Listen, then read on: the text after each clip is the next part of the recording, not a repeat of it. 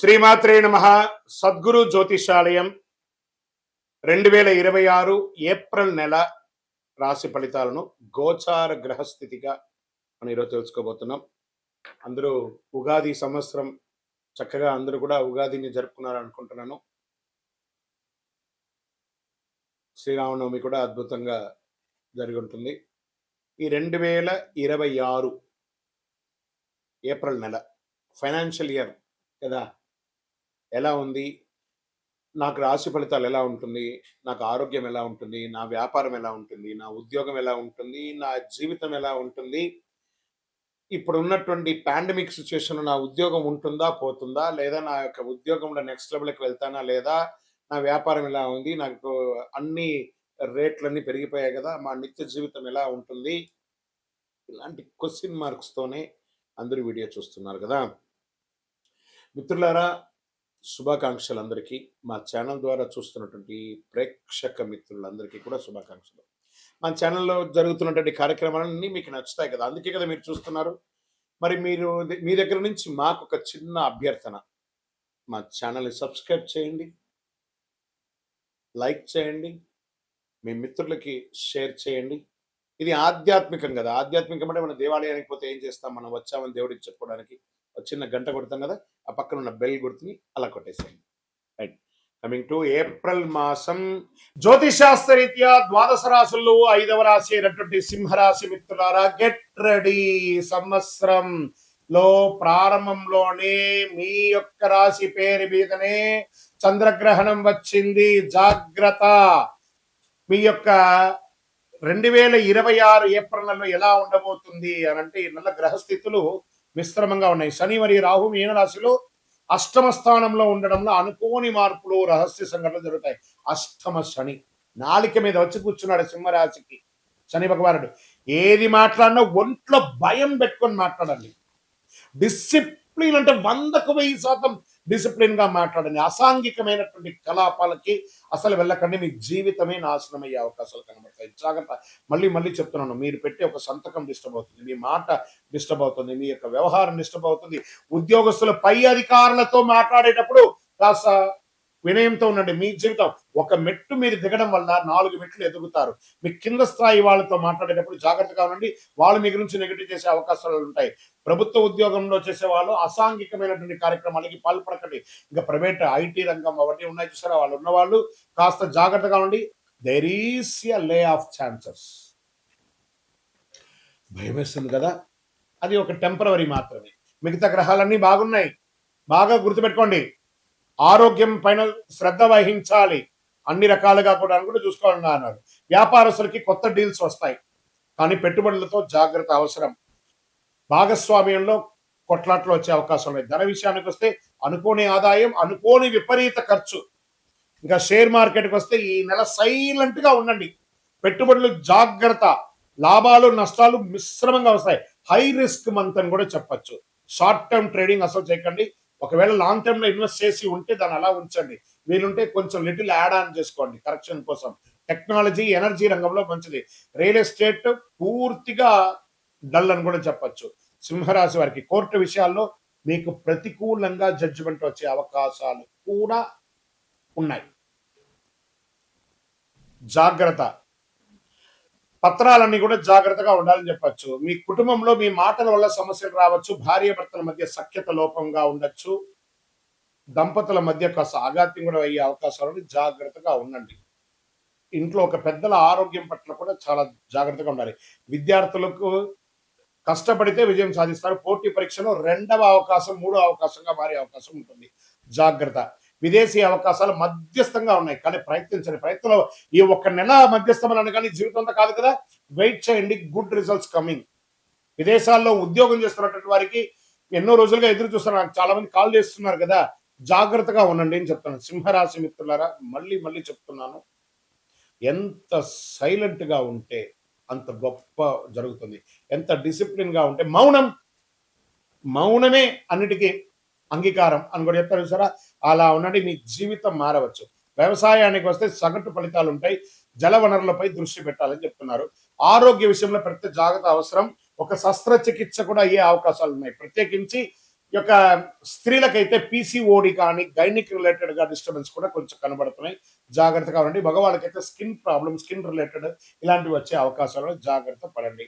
వెనక భాగం నొప్పి, నరాల బలహీనత, మానసిక స్ట్రెస్, దీనికి ఏం చేయాలి? చక్కగా ప్రార్థన చేయండి, భగవంతుని ధ్యానం చేయండి. ఆహార నియంత్రణ, ఈ రోడ్ సైడ్ ఫుడ్ అవన్నీ కొంచెం ఆపండి.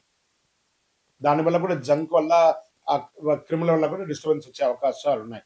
మీ యొక్క అదృష్ట రంగు బంగారు నారింజ, orange colour and gold colour మీకు కలిసి వస్తుంది. అదృష్ట తేదీలు 1, 10, 19, 28 ఇవన్నీ కూడా కలిసి వస్తుంది మీకు. అదృష్ట రోజు ఆదివారం, అదృష్ట సంఖ్య 1. ఈ నెలలో చేయవలసినటువంటి పరిహారాలు: ఆదివారం సూర్యుడికి ఆరాధన చేయాలి. ఒక రాగి సొమ్ము తీసుకొని కుడి చేతిలో, ఎడం చేతిలో చొమ్ములో నీళ్లు పట్టుకొని స్నానం చేసిన తర్వాత కుడి చేతితో ఇలా సూర్యుడికి అర్ఘ్యం మొదలండి. ఓం సూర్యాయ నమః, భాస్కరాయ నమః అని చెప్పి, భార్గవాయ అని చెప్పి 7 సార్లు రోజు చెయ్యండి. సూర్యుడికి నీళ్లు వదలండి. చక్కగా ఒక చలివేంద్రాన్ని ఏర్పాటు చేయండి. పేదలకు మంచినీళ్ళు ఇవ్వండి, బట్టలు ఇవ్వండి, చెప్పులు ఇవ్వండి. ఆవులకి, పిచ్చుకలకి అన్నిటి కూడా నీళ్లు, ఆకుకూరలు అన్ని కూడా పెట్టండి. నవగ్రహాలకి 19 ప్రదక్షిణలు డైలీ చేయండి. ఇన్ని రోజులు అన్ని రోజులు కాదు, ప్రతిరోజు చేయండి 19 ప్రదక్షిణాలు ఖచ్చితంగా చేయండి. అలా చేసి చూడండి, మీకు ఫలితం ఎలా ఉంటుందో అద్భుతంగా ఉంటుంది.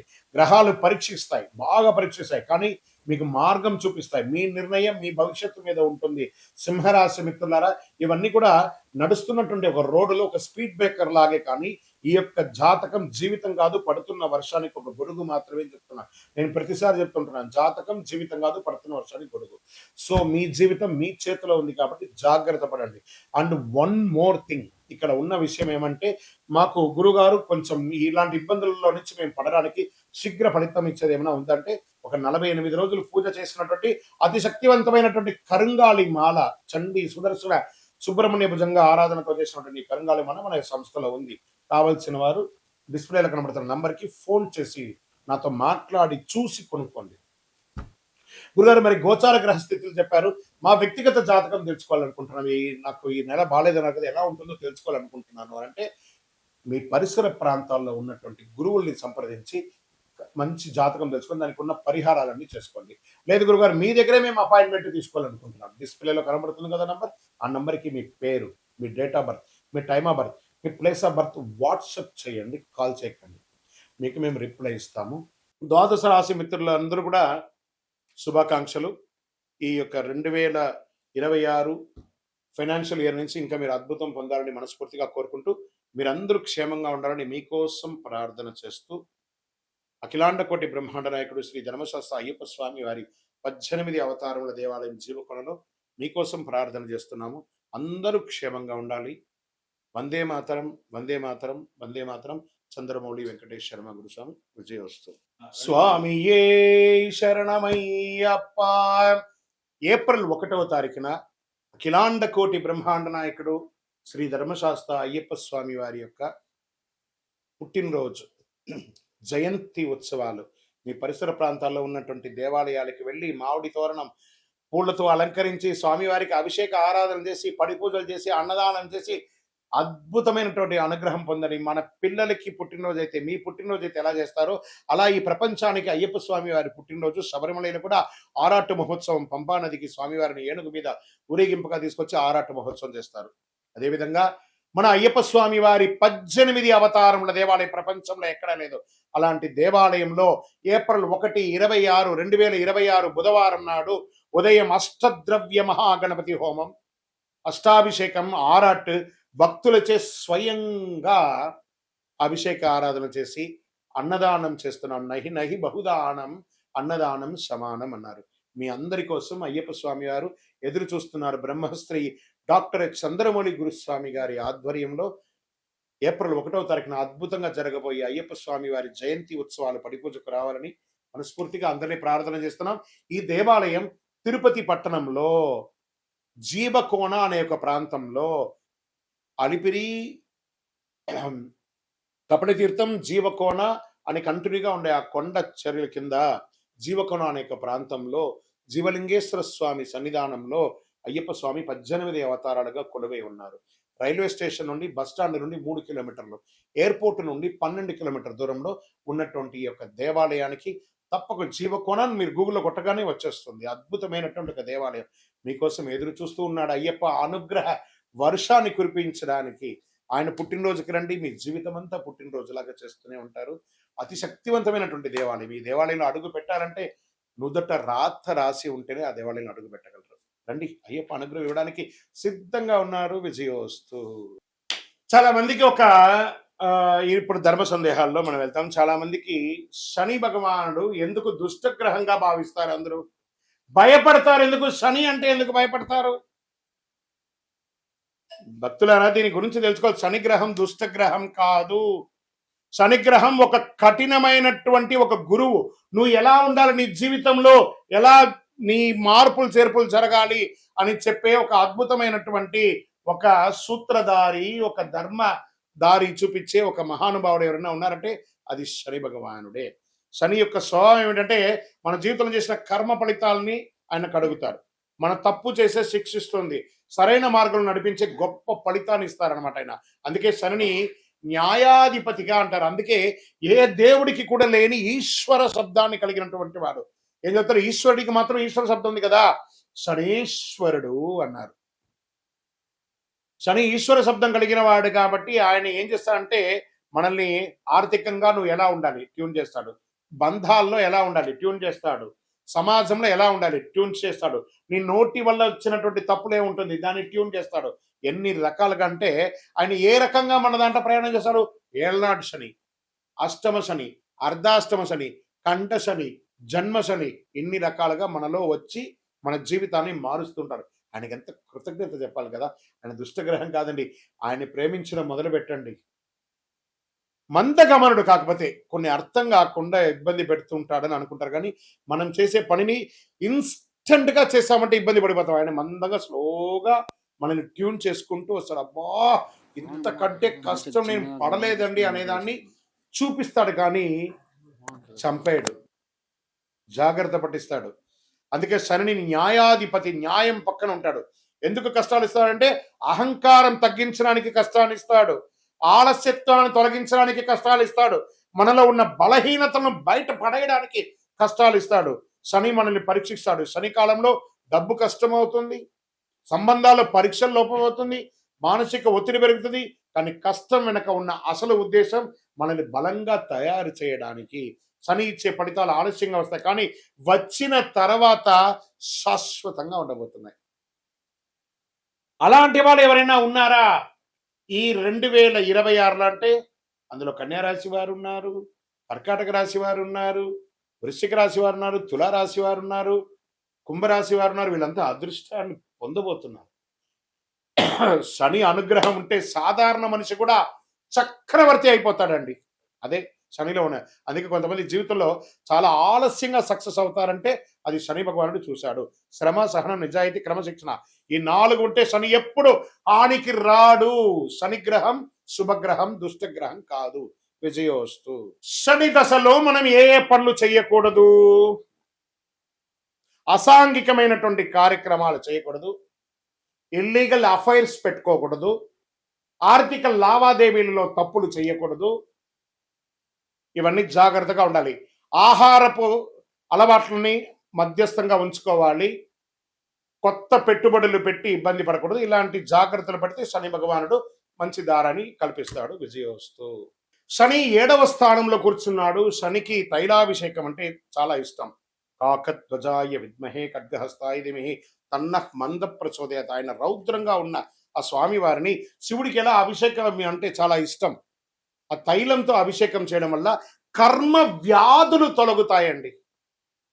అందుకని శని భగవానుడు నాకు తైలాభిషేకం చేయండి, మీ వ్యాధులన్నీ తీర్చుకోండి అని అంటున్నాడు. కాబట్టి తైలాభిషేకం చేస్తే శనీశ్వరుడు ఆనందపడతాడు. అందులో ప్రత్యేకించి శనివారం తల మీదకెళ్ళి నూనె పోయడం కాదు, మళ్ళీ అందరూ తెలుసుకోవాలి, శని పాదాలకు నూనె పోయాలి.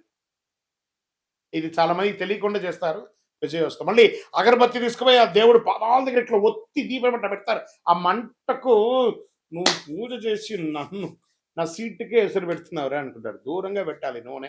ఇవన్నీ కూడా జాగ్రత్త. విజయోస్తు. శనిదేవుని యొక్క పూజకు ఉత్తమమైనటువంటి సమయం ప్రాతకాలం చేసుకోవచ్చు. రాహుకాల దీపాలు పెట్టడం చాలా మంచిది. శని భగవానుడికి 9, 10:30 రాహుకాలం కాబట్టి శనివారం రోజు ఆ రోజు చేస్తే చాలా విశేషంగా ఆ సమయంలో ఉంటారు.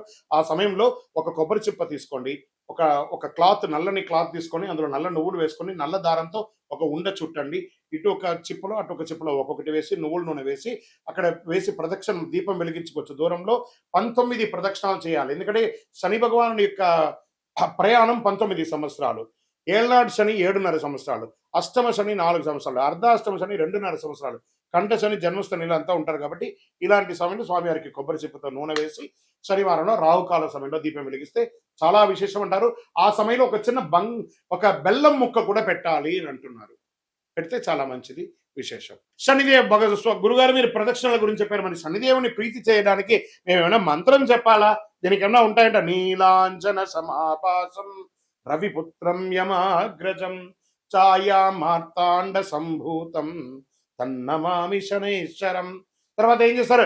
కాకధ్వజాయ విద్మహే ఖడ్గహస్తాయ ధీమహి తన్నః మందః ప్రచోదయ. ఇవన్నీ అయిన తర్వాత ఆయన దగ్గర మనం ఏమని ప్రార్థన చేసుకుంటున్నాం? శని బాధ వినాశాయ ఘోర సంతాపహారిణే కనకాలయ వాసాయ భూతనాదాయతే నమః. ఆయన దగ్గర ఏం ప్రార్థన చేస్తున్నాం? దేహి మే బుద్ధి వైశిష్ట్యం. స్వామి నా బుద్ధి చెడిపోయినట్టు కనబడుతుంది, నాకు మంచి ఆ బుద్ధి ఇవ్వండి. దేహి మే బుద్ధి వైశిష్ట్యం దేహి మే నిత్య యవ్వనం. నేను ఆహార అలవాట్ల ద్వారా నా శరీరాన్ని నాశనం చేసుకున్నాను. నేను నాకు మంచి ఆరోగ్యాన్ని దేహి మే నిత్య యవ్వనం దేహి మే పరమానందం. ఆ స్వామి దగ్గర ఆనందాన్ని కల్పించండి స్వామి.